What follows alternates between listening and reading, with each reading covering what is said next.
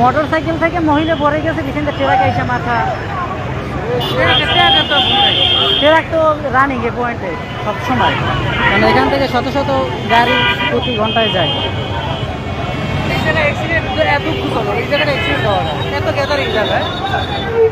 কিন্তু ট্রাকও যে ট্রাক এখানে কি স্পিডে ছিল যে একদম পথচারী না কুণ্ড থেকে বইরে গেছে শুনছি। টাকা লাগে আটকাতে পারছে বলতে পারি না। এখানে যেহেতু অ্যাক্সিডেন্ট করছে, ট্রাফিক পুলিশ টুলিশ ছিল অবশ্যই।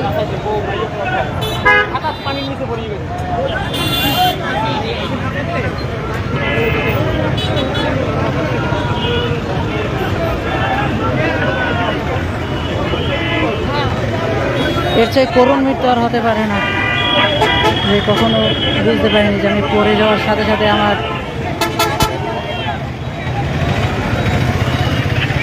মহিলার সাথে কোনো বাচ্চা ছিল কিনা এখন তো জানতে পারিনি।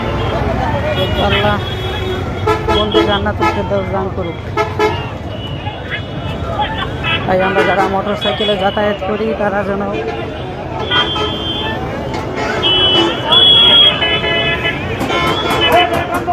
মরাদেহ নিয়ে যাওয়া হচ্ছে।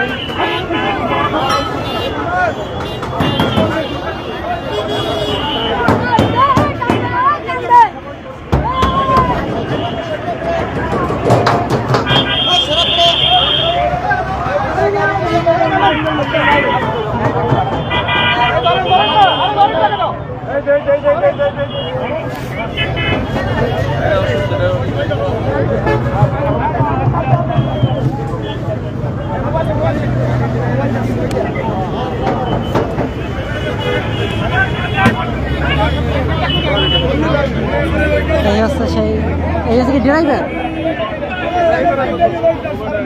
এই ড্রাইভারকে ধরে নিয়ে যাচ্ছে।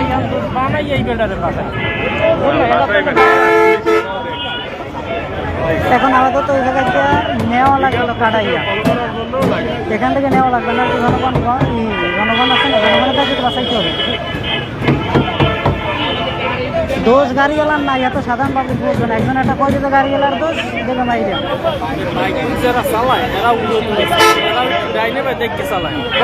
আপনারা কিভাবে পড়িয়ে যায় পিছন থেকে।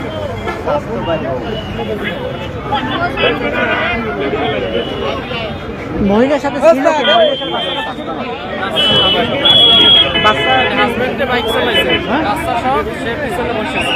বাচ্চার কি অবস্থা?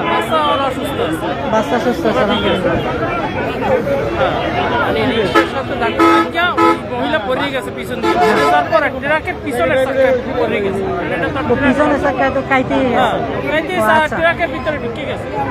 হ্যাঁ, তাহলে এটা তো তাহলে তো প্রশ্ন হাজব্যান্ডের সাথে ছিল আচ্ছা, এখানেই আছে। বিস্তারিত ঘটনাটি আমি বলতেছি।